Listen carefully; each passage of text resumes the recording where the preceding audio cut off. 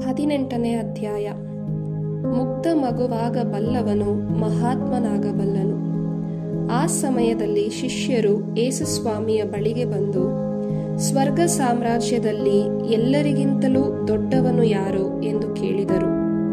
ಯೇಸು ಒಂದು ಚಿಕ್ಕ ಮಗುವನ್ನು ತಮ್ಮ ಹತ್ತಿರಕ್ಕೆ ಕರೆದು ಅದನ್ನು ಶಿಷ್ಯರ ನಡುವೆ ನಿಲ್ಲಿಸಿ ಹೀಗೆಂದರು, ನೀವು ಪರಿವರ್ತನೆ ಹೊಂದಿ ಮಕ್ಕಳಂತೆ ಆಗದಿದ್ದರೆ ಸ್ವರ್ಗ ಸಾಮ್ರಾಜ್ಯವನ್ನು ಸೇರಲಾರಿರಿ ಎಂದು ನಿಶ್ಚಯವಾಗಿ ಹೇಳುತ್ತೇನೆ. ಈ ಮಗುವಿನಂತೆ ನಮ್ರ ಭಾವವುಳ್ಳವನೇ ಸ್ವರ್ಗ ಸಾಮ್ರಾಜ್ಯದಲ್ಲಿ ಎಲ್ಲರಿಗಿಂತ ದೊಡ್ಡವನು. ನನ್ನ ಹೆಸರಿನಲ್ಲಿ ಇಂತಹ ಮಗುವೊಂದನ್ನು ಸ್ವೀಕರಿಸುವವನು ನನ್ನನ್ನೇ ಸ್ವೀಕರಿಸುತ್ತಾನೆ. ಪಾಪ ಪ್ರಚೋದಕರಿಗೆ ಶಾಪ.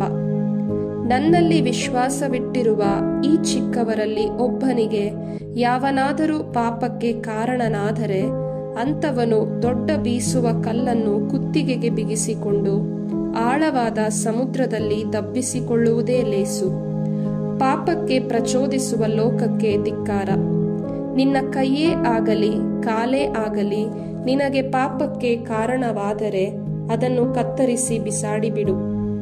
2 ಕೈಗಳಿದ್ದೋ 2 ಕಾಲುಗಳಿದ್ದೋ ನಿರಂತರ ಅಗ್ನಿಯಲ್ಲಿ ದಬ್ಬಿಸಿಕೊಳ್ಳುವುದಕ್ಕಿಂತ ಅಂಗಹೀನನಾಗಿ ಕುಂಟನಾಗಿ ಅಮರ ಜೀವವನ್ನು ಪಡೆಯುವುದೇ ನಿನಗೆ ಲೇಸು.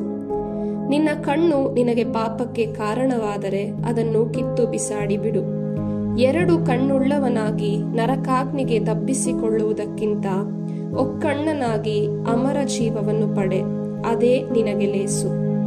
ಎಚ್ಚರಿಕೆ: ಈ ಚಿಕ್ಕವರಲ್ಲಿ ಯಾರನ್ನೂ ತೃಣೀಕರಿಸಬೇಡಿ. ಸ್ವರ್ಗದಲ್ಲಿನ ಇವರ ದೂತರು ಸದಾಕಾಲ ನನ್ನ ಸ್ವರ್ಗೀಯ ಪಿತನ ಸಮ್ಮುಖದಲ್ಲಿ ಇದ್ದಾರೆ. ಇದು ನಿಮಗೆ ತಿಳಿದಿರಲಿ. ಕಾಣದೆ ಹೋದ ಕುರಿಮರಿ. ನಿಮ್ಮಲ್ಲಿ ಒಬ್ಬನಿಗೆ 100 ಕುರಿಗಳು ಇವೆ ಎನ್ನೋಣ. ಅವುಗಳಲ್ಲಿ 1 ಕುರಿ ತಪ್ಪಿಸಿಕೊಂಡು ಹೋಯಿತೆಂದು ಇಟ್ಟುಕೊಳ್ಳಿ. ಆಗ ನಿಮಗೇನು ಅನ್ನಿಸುತ್ತದೆ? ಅವನು ಉಳಿದ 99 ಕುರಿಗಳನ್ನು ಗುಡ್ಡದಲ್ಲೇ ಬಿಟ್ಟು ತಪ್ಪಿಸಿಕೊಂಡು ಹೋದ ಆ 1 ಕುರಿಯನ್ನು ಹುಡುಕಿಕೊಂಡು ಹೋಗುವುದಿಲ್ಲವೇ? ಅದು ಸಿಕ್ಕಿತು ಅನ್ನಿ. ತಪ್ಪಿಸಿಕೊಳ್ಳದ ಈ 99 ಕುರಿಗಳಿಗಿಂತ ಸಿಕ್ಕಿದ ಈ 1 ಕುರಿಗಾಗಿ ಅವನು ಹೆಚ್ಚು ಆನಂದ ಪಡುತ್ತಾನೆ ಎಂದು ನಿಮಗೆ ನಿಶ್ಚಯವಾಗಿ ಹೇಳುತ್ತೇನೆ. ಅಂತೆಯೇ ಈ ಚಿಕ್ಕವರಲ್ಲಿ ಒಬ್ಬನೂ ಕೂಡ ಕಳೆದು ಹೋಗಬಾರದು. ಇದೇ ಸ್ವರ್ಗದಲ್ಲಿರುವ ನನ್ನ ತಂದೆಯ ಚಿತ್ತ. ಸೋದರನ ಸುಧಾರಣೆ. ನಿನ್ನ ಸೋದರನು ನಿನಗೆ ಅಪರಾಧ ಮಾಡಿದರೆ ನೀನು ಹೋಗಿ ನೀವಿಬ್ಬರೇ ಇರುವಾಗ ಅವನ ತಪ್ಪನ್ನು ಮನಗಾಣಿಸು. ಅವನು ನಿನಗೆ ಕಿವಿಗೊಟ್ಟರೆ ಅವನ ಸೋದರತ್ವವನ್ನು ನೀನು ಮತ್ತೆ ಗಳಿಸಿಕೊಂಡಂತಾಗುವುದು.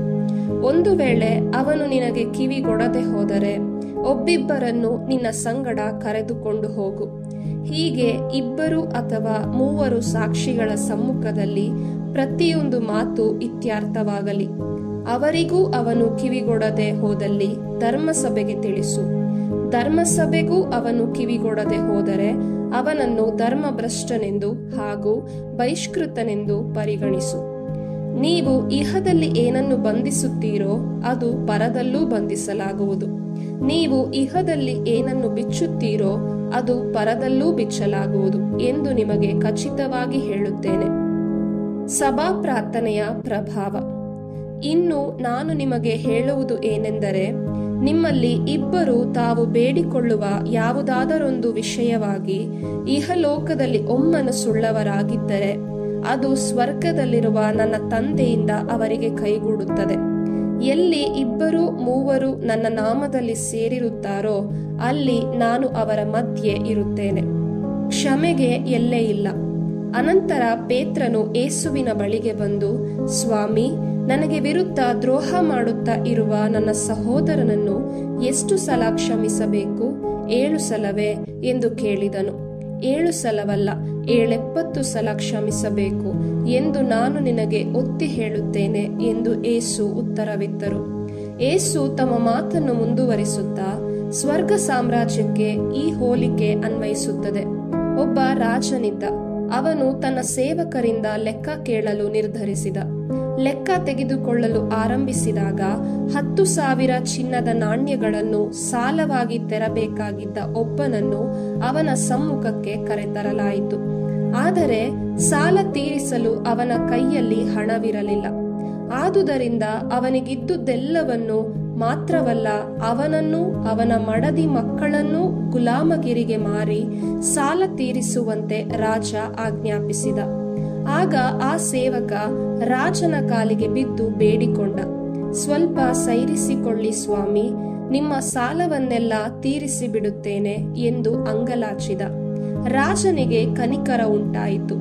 ಆ ಸೇವಕನನ್ನು ಬಿಡುಗಡೆ ಮಾಡಿ ಅವನ ಸಾಲವನ್ನು ಮನ್ನಿಸಿಬಿಟ್ಟ. ಆದರೆ ಅದೇ ಸೇವಕ ಹೊರಗೆ ಬಂದದ್ದೇ ತನಗೆ ಕೇವಲ 100 ಬೆಳ್ಳಿಕಾಸು ಸಾಲ ತೆರಬೇಕಾಗಿದ್ದ ಒಬ್ಬ ಜೊತೆ ಸೇವಕನನ್ನು ಎದುರುಗೊಂಡ. ಅವನನ್ನು ಹಿಡಿದು, ನನಗೆ ಕೊಡಬೇಕಾದ ಸಾಲವನ್ನು ಈಗಲೇ ಕೊಟ್ಟು ತೀರಿಸು ಎಂದು ಕುತ್ತಿಗೆ ಹಿಸುಕಿದ. ಆಗ ಆ ಜೊತೆಗಾರ, ಸ್ವಲ್ಪ ಸೈರಿಸಿಕೋ, ಕೊಟ್ಟು ಬಿಡುತ್ತೇನೆ ಎಂದು ಕಾಲಿಗೆ ಬಿದ್ದು ಕೇಳಿಕೊಂಡ. ಆದರೂ ಅವನು ಒಪ್ಪಲಿಲ್ಲ. ಅಷ್ಟು ಮಾತ್ರವಲ್ಲ, ಸಾಲ ತೀರಿಸುವ ತನಕ ಆ ಜೊತೆಗಾರನನ್ನು ಸೆರೆಗೆ ಹಾಕಿಸಿದ. ಇದೆಲ್ಲವನ್ನು ಕಂಡ ಇತರ ಸೇವಕರು ಬಹಳವಾಗಿ ನೊಂದುಕೊಂಡರು. ರಾಜನ ಬಳಿಗೆ ಹೋಗಿ ನಡೆದುದೆಲ್ಲವನ್ನು ವರದಿ ಮಾಡಿದರು. ರಾಜನು ಅವನನ್ನು ಕರೆಯಿಸಿ, ಎಲ್ಲೋ ನೀಚ, ನೀನು ಬೇಡಿಕೊಂಡಿದ್ದರಿಂದ ಪೂರ್ತಿ ಸಾಲವನ್ನು ನಾನು ಮನ್ನಾ ಮಾಡಿದೆ.